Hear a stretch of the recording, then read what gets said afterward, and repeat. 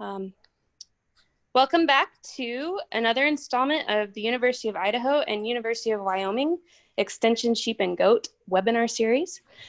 As always, and for anybody who's new to the webinar, we have our Facebook pages, UI Sheep and Goats and UW Sheep, where you can find all of the information about events and other topics that we have available for you guys. Also, subscribe to our YouTube channel, the University of Idaho Extension Livestock channel, where we post all of the webinars after they've been completed live. This week we have Steve Hines, who is going to visit with us about fall pasture management, and we're really lucky to have him because he's a awesome forage guy. So Steve, if you want to take over, we'll go from there. All right, thank you, and good afternoon, everyone. Dr. Ellison had asked me to talk about fall pasture management, and I will talk some about fall pasture management today, but really as you consider pasture management, it's a year-long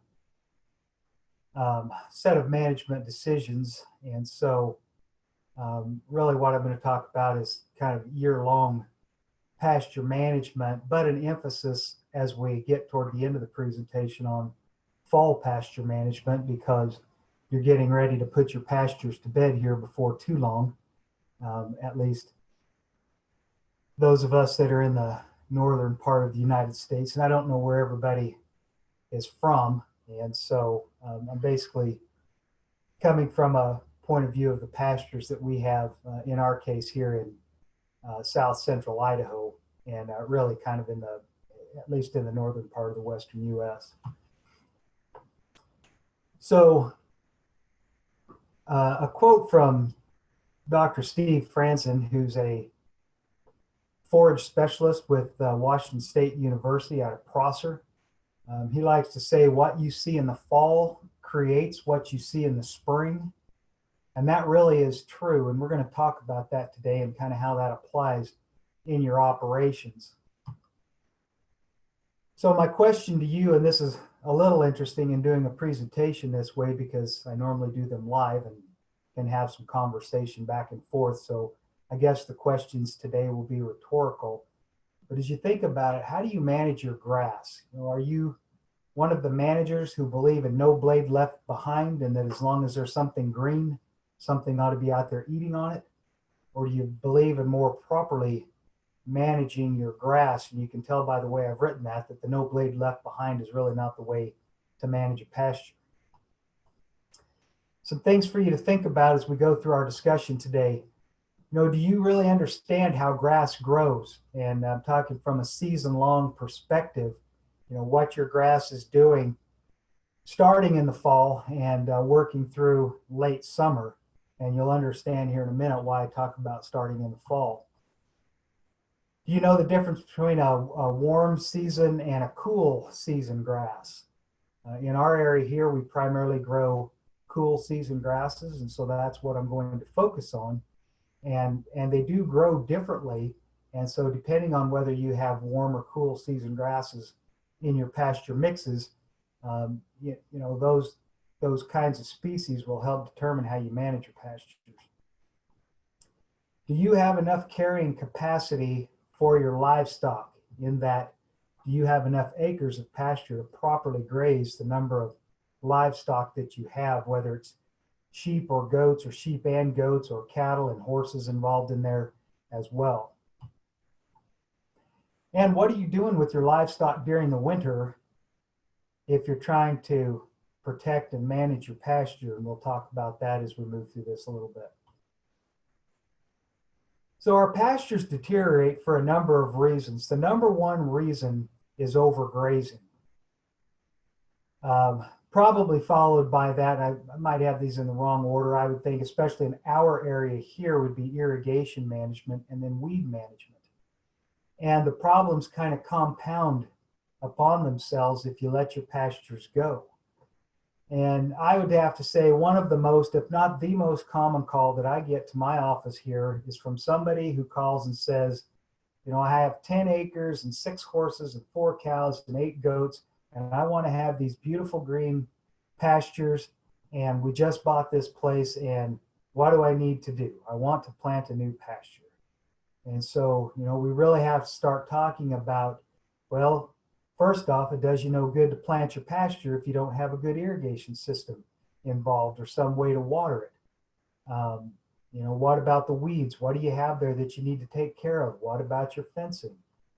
And so having a good pasture involves a lot of different decisions. And so these are some things that you have to think about. What I'm showing you here is a picture that I actually took yesterday. This is of a very well managed pasture up in the Peekaboo, Idaho area. The producer had just pulled the cattle off of this particular paddock about 2 or 3 days prior to our being up there. And what he has here is it's a pivot, and on this pivot he has it divided into 4 sections, and I believe he said they were roughly 40-acre sections, and you can see a fence runs right along here. On the back side of that is pasture that he's getting ready to go into here in a few days.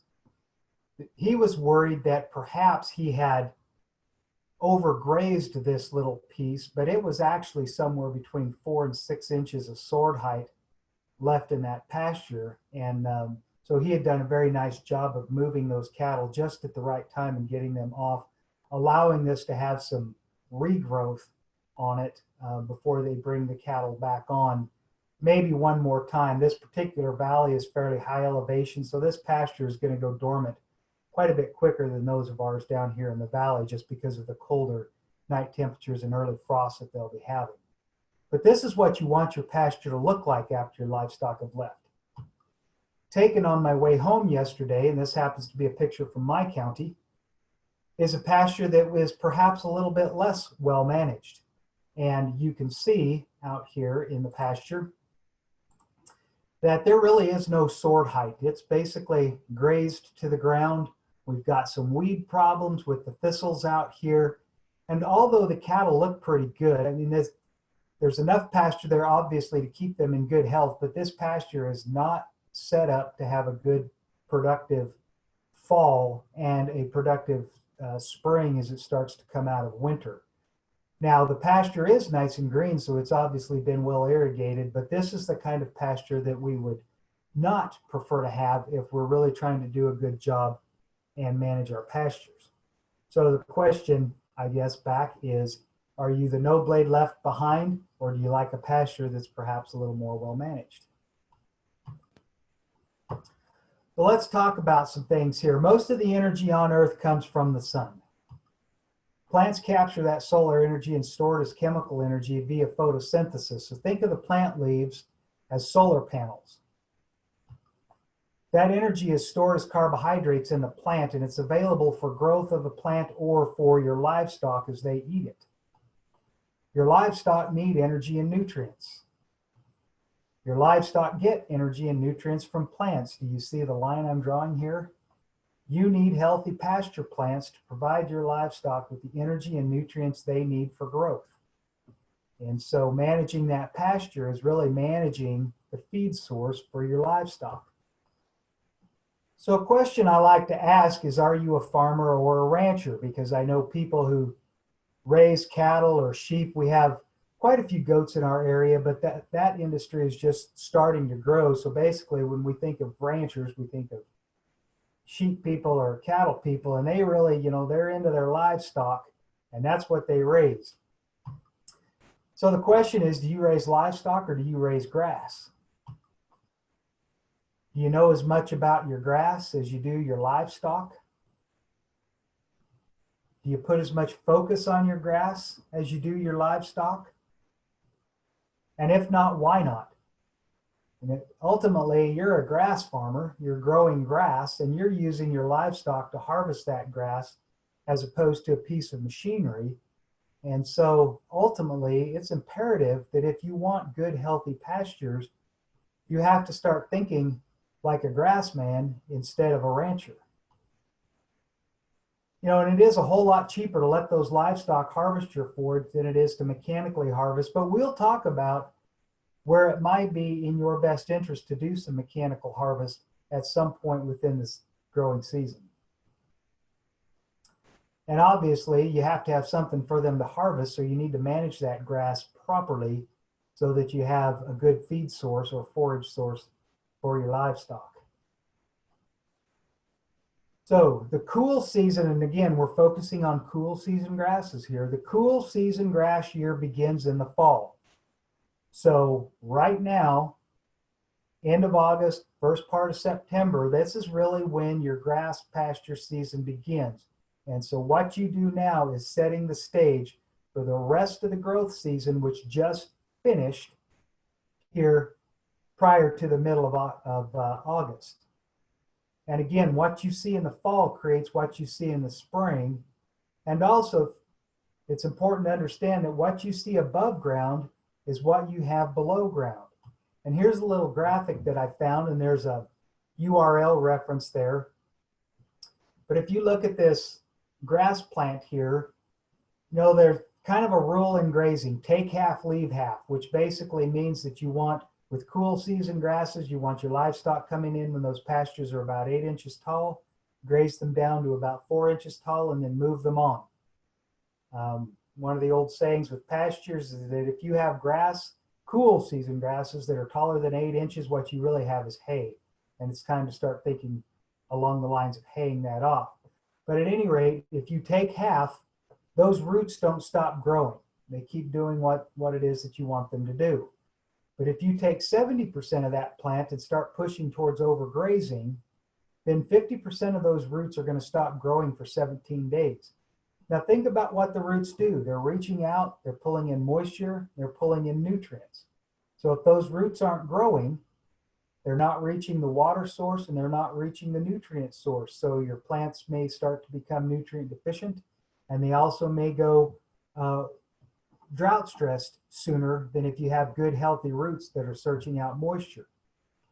And then if you look here at this 90% use, essentially grazing it right to the ground, which that pasture with the thistle in it with the cattle that I showed you, that's what they have there. They essentially have no root mass down in there. The grass is just trying to grow, but it doesn't have any solar collectors because they're grazing them all off. And so that grass is really not very healthy. Now here's a picture that I took yesterday in that same pasture that we were visiting. I took a shovel and dug down in there, and this is a really nice mixed tall fescue and orchard grass pasture. There's some meadow brome in there as well, and then some clovers. You can see the one clover root poking out there. That would be right here. Look at all the mass of these roots here.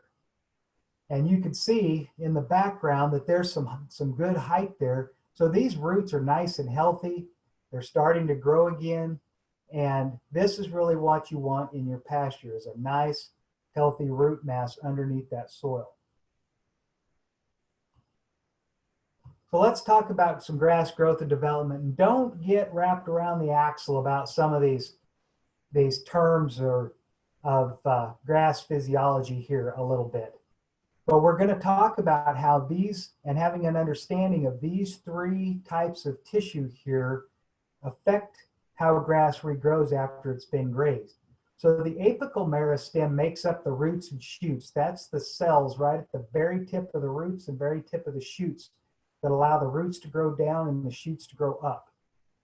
It's also on the very tips of the leaves that allow them to grow out. The intercalary meristem is in the inner node, the leaf sheath, and the blade. And then the axillary meristem makes up the leaf junction and the crown buds. You have to have some of this tissue on your grass plant for it to grow. And so we'll talk about that a little bit. So what we're looking at here is a tiller cross section.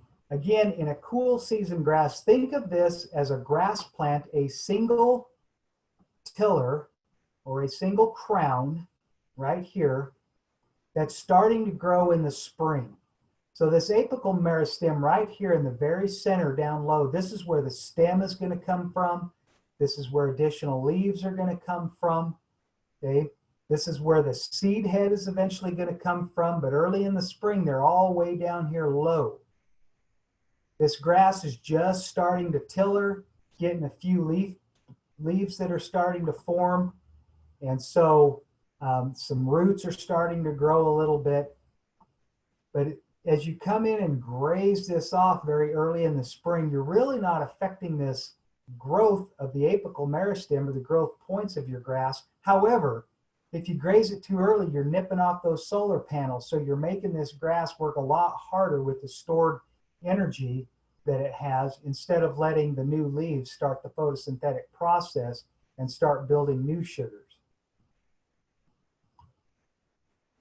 Now this is actually a warm season grass that I have a picture of here, but it's the same whether it's a warm season or cool season grass. If you look at some basic parts, as a grazer, you're worried about the blade, which is this part here, the sheath, the internode, the node, and the axillary buds. And then as grass grows and puts on, every time it puts on a new leaf, okay, it's putting in a new phytomer. The parts of a grass plant are called a phytomer. And to consider what a phytomer is, this is a picture of a phytomer here. And this phytomer is from here to here.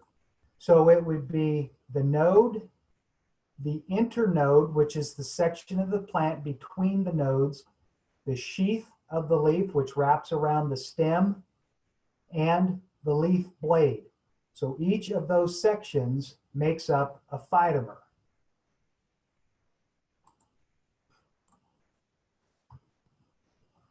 Okay, these are basal nodes or crown nodes.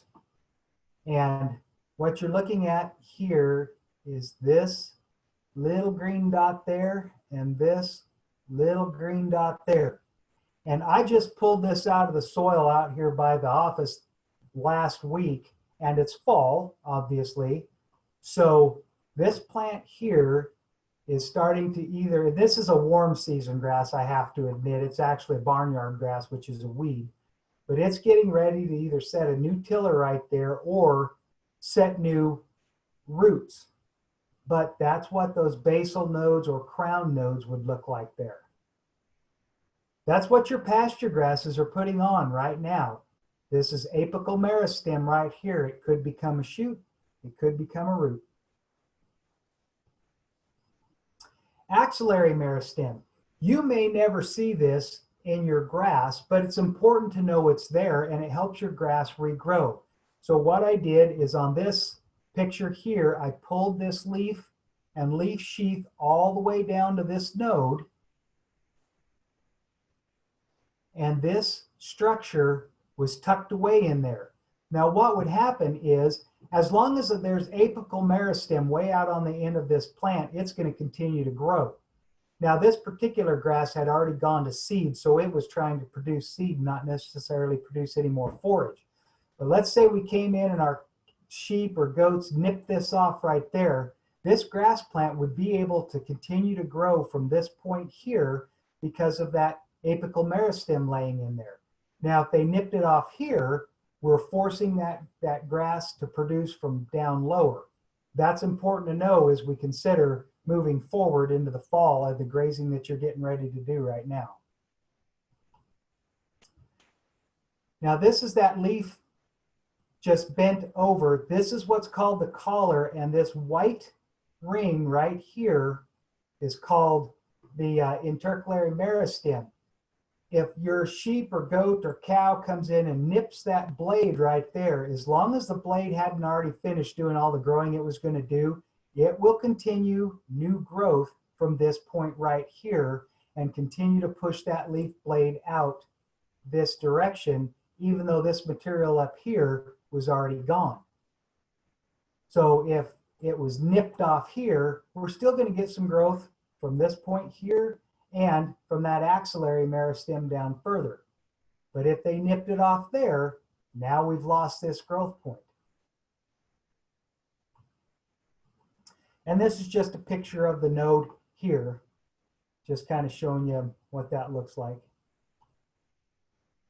And this is some tillers that are coming off. So this one here is a tiller, and this one here is a tiller. Now again, this is on a warm season grass that I pulled out of the flower bed here around the shop, but it shows you what those tillers would look like there. So let's talk about the grass year. And again, we're talking about cool season grasses. So if you happen to be a producer who's in an area where the warm season grasses predominate, it would be a different kind of a system, which would be a different discussion than what we have here for today. So again, the grass season begins in the fall, and it actually began about 3 weeks ago, or 2 weeks ago anyway, in mid-August. The days are getting significantly shorter. Okay, it's called a photo period, and that is really what triggers grass to do the things that it does, is days getting shorter or days getting longer. Because the days are getting shorter, the grass plants know that winter is coming and they better start getting some sugars stored away to help them survive the winter and come out of winter dormancy in the spring and start growing again. Excuse me. Okay, these cool season grasses have been dormant since June 21st, and we'll talk about the significance of that in a little bit. They've been kind of sitting there staying green, but they haven't been doing very much, but they're starting to now. They're starting to put on new roots and leaves, not what we call the fall flush. Maybe you've noticed that within the last couple of weeks, you've had to start mowing your lawn a little bit more, or the lawn's starting to get a little greener than what it was.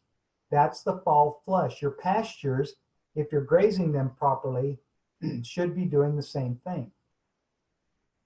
They're producing new apical meristem down in that crown for shoot development. And this is critical. Most of the apical meristem is formed in the fall. That is going to turn into root and shoot in the spring. So you want your grass producing lots of that right now. Thus, that grass needs energy. And in order to produce energy, it needs leaves or its photo collectors in order for photosynthesis to take place so that it can convert that solar energy to chemical energy as carbohydrates and store it away. And it needs those carbohydrates for winter energy, early spring regrowth, and again, you have to have the leaf area for photosynthesis for that to take place.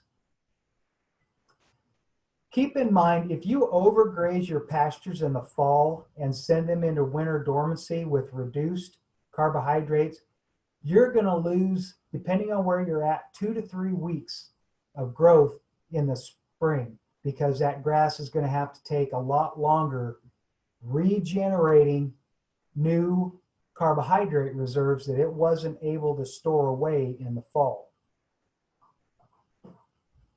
And then after all this happens, depending on where you're at, it's going to go dormant at freeze up. In our area here, that's going to be sometime, sometime from the 3rd week of October into the middle of November, depending on the year when we finally get good hard freezes that stop all growth. So this picture here was taken yesterday, and go back to my pointer here. Here are these nice brand new white roots right there, growing right here, here, all the way out here, all the way out here. Those are the brand new roots that grass is putting out right now, trying to generate more leaf growth so that it can bring in more carbohydrates and store those to make it through the winter. So after the fall with cool season grasses, in the winter the grasses grow dormant and the roots die, and of course there's no more growth. And I found this funny little picture here. I think this sheep here wishes that it was dormant or in some warmer climate.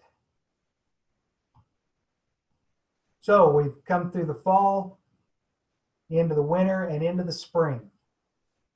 So what's starting to happen? The days are getting longer. Okay, again, that photo period. The snow has melted, air temperature has started to warm, soil has thawed. It might not be warm, but at least it's not frozen. And that grass breaks dormancy. And it's important to know that the roots begin to grow about 2 weeks before you ever see the first green growing up in your pasture. And the reason for that is it's sending those roots out so that they can have access to the nutrients and water that they're going to need as those leaves start to develop and that photosynthetic process takes place, and it has the nutrients and water to help with the rest of the metabolic processes that are going to start with the leaves developing. The new shoots begin to grow in tiller. If you're familiar with cereal grains, wheat or barley, that's what they do in the spring is they tiller, put out lots of new shoots. And then that growth starts to increase when the temperatures exceed 60 degrees. Now the night temperatures may still get cold, but these cool season grasses, they don't mind that cool temperature, but they'll really start growing once it gets above 60 degrees. We get what's called the spring flush. And the reality of it is, if you have a well-managed pasture and you have enough pasture to graze your livestock and rotate them through properly, your grass is likely to outgrow the number of animals that you have. And so you have some options here in the spring. You can either bring in more animals if you have access to them, or this is the one time when doing some mechanical harvest may be in your best interest, because if the grass gets away from you, it goes to seed, the quality is decreased, your livestock aren't going to want to eat it very well, they're going to pick around the more mature stuff, they're going to overgraze the stuff that they like and that they can get to and that's of higher quality. And if that happens, it's really before it goes to seed, right at the boot stage, which is when that grass seed is, the head is just starting to show, you would want to go in and cut this for hay and store that hay for some winter feed or sell it or whatever you might want to do with that. Conversely, if you don't have that option or choose not to do that and you go ahead and move your livestock through and that grass just gets woolfy, it's coarse, you may want to go in there after you rotate your livestock off with a mower or a flail and knock those old plants down and stimulate that new growth on that pasture so that you maintain good growth through the rest of the season. At this point in time, all plants basically have one goal, and that's to make a seed. And so that's what that grass is trying to do, is make a seed. Cool season grasses want to produce a seed head by June 21st. Now, why is that? Now, if we were in a classroom situation here, I could take some responses on that. And I can't see the comments coming through. But the reason is June 21st is the first day of summer. Okay? It is the longest daylight time of the year.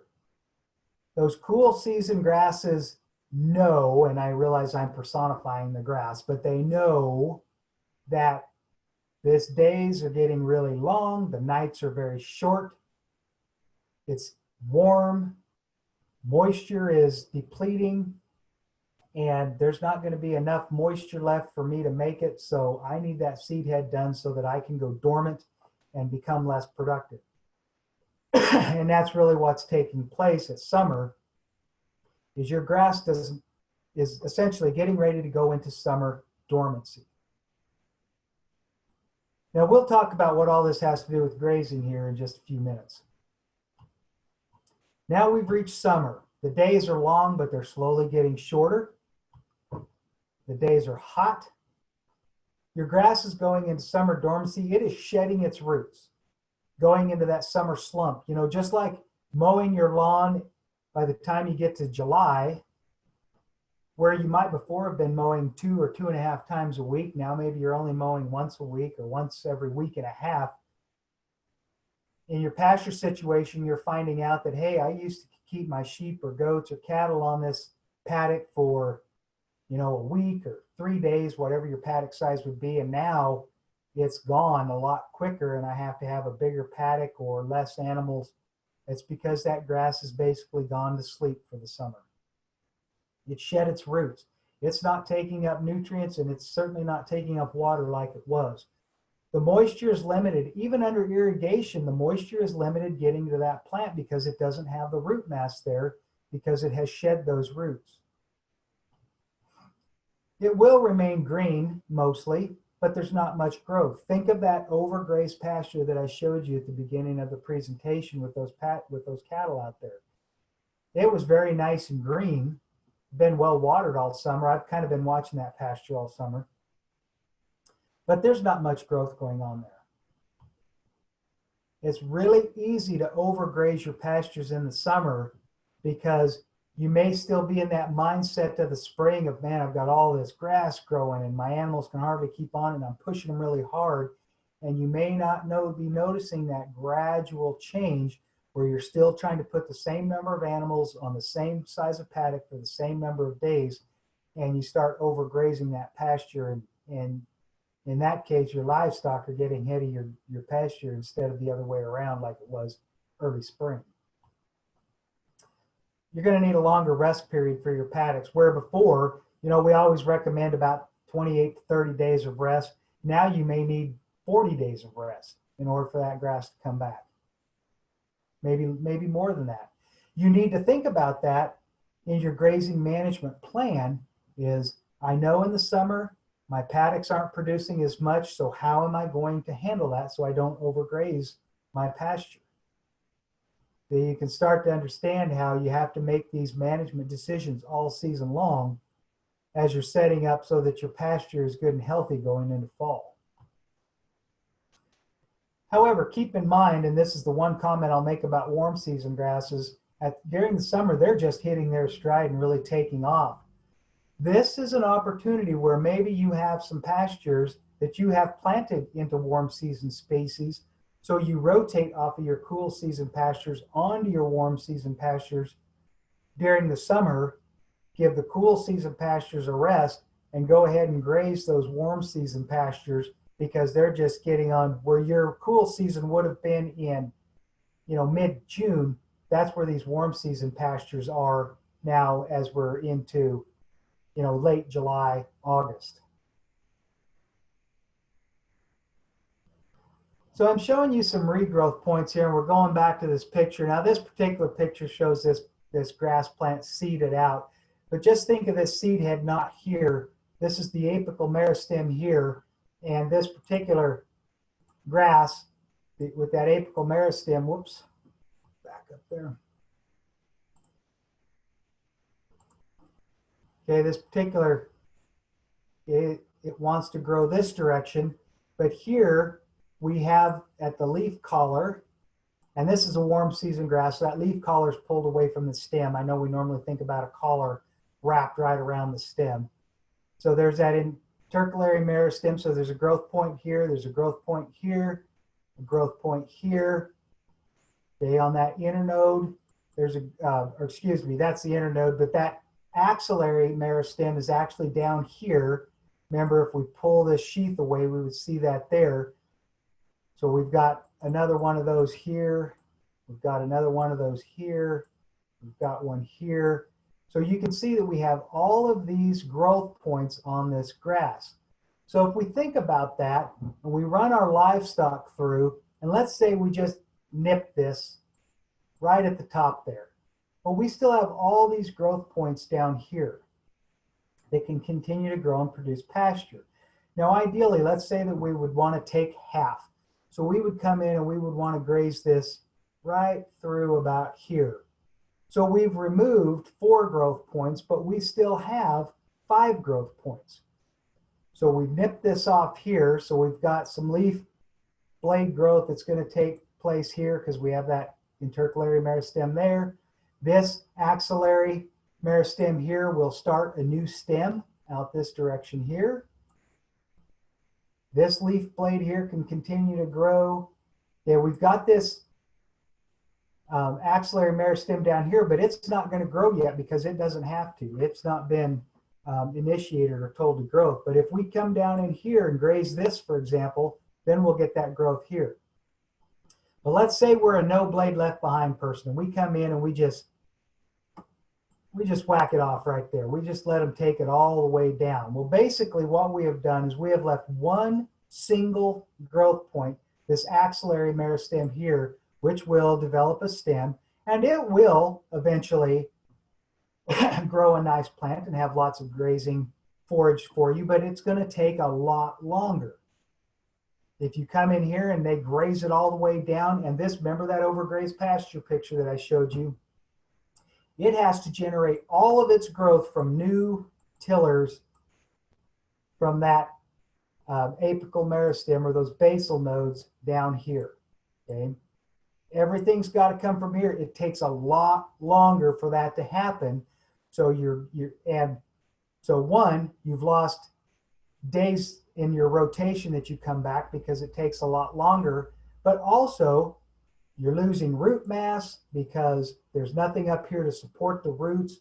You don't have good photosynthesis taking place, and thus you don't want to graze all the way down in here. We really like this take half, leave half. So right in here, that's where we want that grass to be left when you rotate out of your pasture. So the grazing implications with all of this.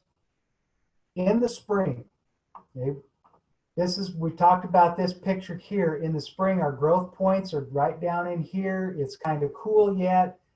The plant hasn't started to elongate the stems. Basically what we're getting is a bunch of really lush leaves and some new tillers that are coming up here and new tillers that are coming up here as that plant is starting to develop. Now we can come in and graze this. I'm probably getting ahead of myself. They talked about the roots are starting 2 to 3 weeks ahead of the shoots. That grass is growing fast once the air temperature gets above 60. And at some point in time, the photoperiod is going to say, hey, it's time to start elongating. We need to think about producing a seed at some point in time. So the stems are going to start, or the stem, that apical meristem is going to start pushing up through here. We're going to get some more leaves up in here. Or, you know, we're going to have our nodes in here and our nodes in here. And eventually, we're going to have a nice little seed head right there if we let it go to seed. But you don't have to, of course. And really would prefer that it didn't go to seed. But early in the spring, that growth point is still down in here. But keep in mind that you still need to let that grass grow to about 8 inches so that, one, it develops good, strong roots, and you have some leaf material that's allowing photosynthesis to take place to allow that plant to put on more leaves, more roots, and it's not using the carbohydrate reserves that are stuck down in here. Graze it to no less than 4 inches stubble height, and that is the rule of thumb across the board for cool season grasses. And I know there are some that can be grazed to 2 or 3 inches, but in a mixed species pasture, just use the rule of thumb, no less than 4-inch stubble height. Move your livestock, give that grass 30 days to rest before you bring that livestock back on. Your spring rotations, of course, are going to be faster because the grass is growing faster. That spring flush, we already talked about that. And again, the grass may outcompete the livestock, so you might have to do some mechanical harvest in order to maintain your grass at the peak of nutrition and yield, and harvest some of those paddocks ahead of your livestock getting there. In the summer, the growth is slowed. The plants are intent on producing a seed. And actually, just before the first day of summer, the plants are intent on producing a seed. The stems are elongating, so they're exposing all those vital growth points that I showed you on that drawing before, where an animal can get a good big bite on that and take a lot of that plant. So it's very easy to overgraze that because the growth is slowed and you have all of those vital growth points that are exposed. Again, your grazing rotations are going to be longer because the grass is starting to shed its roots. The regrowth is not as fast, and it's just going to take more time. So those rest periods are going to be longer in the summer than they were in the spring. And again, just referring back to this particular picture here where we have all these growth points, you know, here, et cetera, all the way through. If we take half and we leave some growth points here, it might be slower because it's summer, but at least we've got several growth points for that grass to do that regrowth from, rather than overgrazing down in here and forcing it to start new growth when it already doesn't have any energy. It's used the carbohydrates down here in the crown, and we've removed all the photosynthetic ability of this plant until it regenerates that. This is just going to cost you a whole lot more time in the summer to come back, and it may cost you more time to come back in the fall, and you may have a tendency to overgraze in the fall because you feel like, well, I really need this forage. I don't want to start grazing, feeding hay too early. And so we come in too early in the fall, we overgraze that, and then we set a productive or a destructive period for the next season, and we get into this cycle where our pasture over time starts to deteriorate. In the fall, the days are short, triggering new root growth. We've already seen the pictures on that and talked about that. Fall flush speeds up the growth. Your grazing rotations may increase a little bit, but if you overgraze now, it's going to hurt you in the next spring, because if you overgraze, you take that all the way down to the dirt. What you've done is you've removed that stubble. Now, when I was growing up, it was kind of common belief that once it froze, you could go ahead and graze grass all the way to the dirt. And it didn't matter because it stored all the carbohydrates it needed in the roots. But we now know that is absolutely not the case. A good bulk of the carbohydrates that that grass needs to go through winter and come out strong in the spring and really get that regrowth in the spring going early is stored in that lower 3 to 4 inches of stubble. I know it looks dead, it looks brown, it looks rotten and nasty, but that grass will pull the carbohydrates out of that nasty looking stubble and use that for regrowth in the spring, provided you didn't remove it in the fall or the winter. If it has those carbohydrates stored, you'll get regrowth earlier in the spring, which means your pasture is going to grow quicker in the spring, which means you can quit feeding hay quicker in the spring, and you can get your livestock out on your pastures quicker in the spring. Again, what you see in the fall is what you're going to have in the spring. Now, your grazing implications in the winter, obviously all growth is stopped. You might even have snow on top of that, but maybe you stockpile some grass to be grazed, and that's a perfectly fine management situation to do. But again, don't graze that stubble to less than 4 inches, because even though it looks dead and you think, well, there's nothing there, you're removing those carbohydrate stores out of that lower part of that stem that grass needs to start that spring growth. Again, if you overgraze in the winter, you're going to hurt yourself in the spring. So here's some management considerations. So I guess here's where we get to fall pasture management. Now is a good time to apply phosphorus fertilizers, about the 3rd week of August. The reason is phosphorus is necessary for good, strong root development. And so if you have the ability to spread phosphorus and irrigate that in, it helps initiate that good, strong root growth. Apply herbicides for tough perennials. You know, if you have some mallow, if you have some thistle, if you have field bindweed or morning glory, as some people call it, those are tough perennials. But these weeds right now, the perennials, are doing the same thing the grass is doing. It's trying to produce as much energy to survive through the winter. So if you spray those right now, then they're pulling those herbicides down into that root system, really weakening that plant. Now, you may not necessarily kill it outright, but if you hit them again in the spring and maybe again next fall, then over time, you'll really start to weaken those perennials. The caveat here is that if you have a mixed species pasture where you have grasses and clovers, bird's foot trefoil, or other kind of desirable legumes or forbs in there, now you're really limited on what you can do with herbicides, because anything that's going to take out your mallows, thistles, things like that will also hurt your clover, your bird's foot trefoil, etc. However, it doesn't mean that you shouldn't maybe go in and do some spot spraying if you have some areas where weeds are kind of getting a hold. I would offer, if you have some spots in your pasture where the weeds are getting a control, you've overgrazed and you have mismanaged that pasture, because good, healthy grass will pretty well take care of itself. Am I saying you'll have 100% weed free? Nope, that's not the case at all. But you will have some weeds that you can live with and not have weeds that are overtaking your pasture. Don't quit on your irrigation. You're looking out there. Maybe you're done grazing your pasture for the fall. You've just taken your livestock off. You moved them somewhere else. I don't know. Shipped them out, sold them for the fall. You know, whatever you do with them. And you think, well, there's nothing out there. I'm not going to worry about it. No, no. You need to irrigate that pasture. It needs all the moisture it can get. Remember, it's putting on new roots. It's putting on new leaves.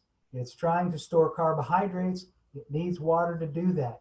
If you dry those pastures out, you're going to put them into winter dormancy early before they finish doing. So if you have the ability, continue good irrigation management on those pastures.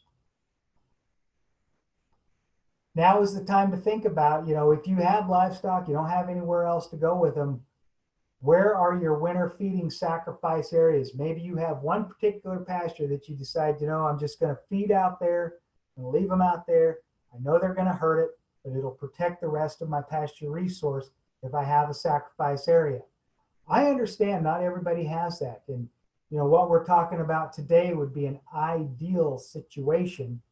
And I'm fully aware that not everybody has that. But if you have those sacrifice areas, that's one way, you know, kind of hurt one area a little bit, so in that you can protect the rest of your forage resources through the winter. So for fall pasture management, basically get down your fertilizers, continue good irrigation, take care of your weed problems if you have those, and don't overgraze. It's also a good time to make note of fences, gates, irrigation systems, water systems that need repaired, those kinds of things as you're out there doing your final fall pasture and making your list of chores or items that you need to do through the winter before you can turn livestock back out in the spring. It's also a good time to put a harrow on behind a four-wheeler or tractor and go out there and knock the manure piles around, spread those out.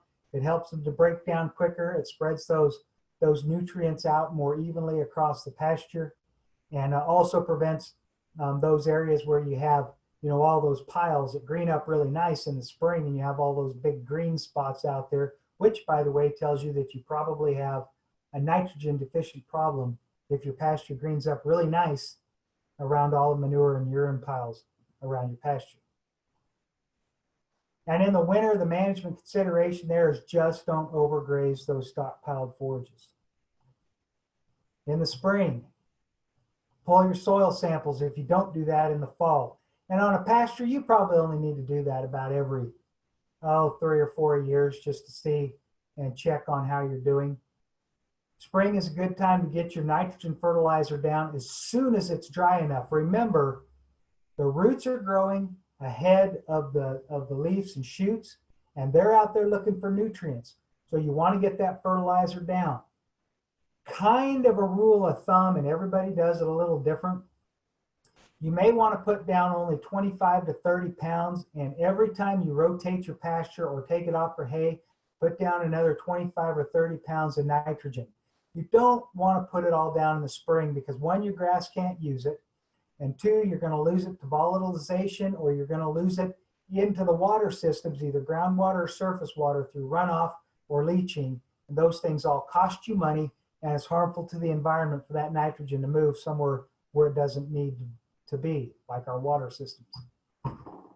Apply those herbicides for broadleafs if you have that ability and you don't have those clovers and etc. in your pasture mix. Again, let that grass get 8 inches in height before you turn out. Don't graze it to less than 4 inches. Keep the livestock moving. Don't let them concentrate on the candy. And what I mean by that is that as those leaves are growing, they are very high in sugar. And the research says that livestock have the ability to sense, and I don't know whether it's through, it must be through scent, some way to know where those highest sugar parts of the plant are versus the stem or the old leaf or like that. And they will keep coming back to that because it's just like, you know, licking on a lollipop for them. It's just super sweet and they really like that. and you need to push them and move them off. Otherwise, that's how you start to get overgrazed pastures, or you get the more palatable species in your pasture mix grazed out. Don't let them do that. If your livestock can't keep up with the grass, consider making hay out of it. In the summer, do your split nitrogen applications after each grazing. Remember, again, once it sloughs those roots after the first day of summer, essentially, those roots can't bring in too much nutrients from very far away from those plants, because it just has shed those roots as it's sitting there trying not to do much further during the hottest, driest part of the summer. Stay on top of your weed issues, because those weeds like the heat.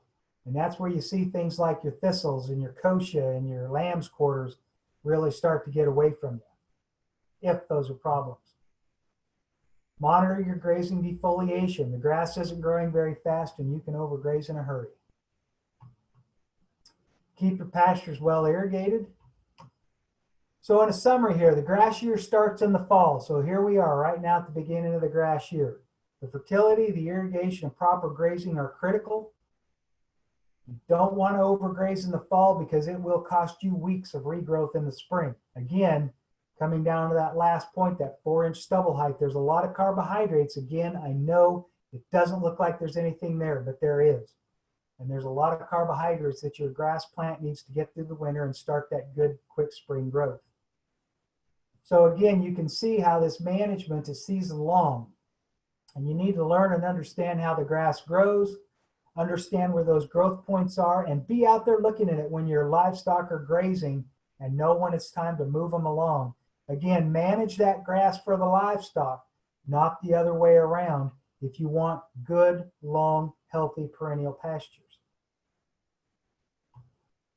Here's the exception. This little guy here is a meadow vole, and for those of you in southern Idaho anyway, I'm seeing vole populations increase this summer, and we may be in for another bout with the voles. This maintain the 4-inch stubble height. This is a situation that provides a really nice house for the voles, and I had this very conversation with a producer here about 3 days ago.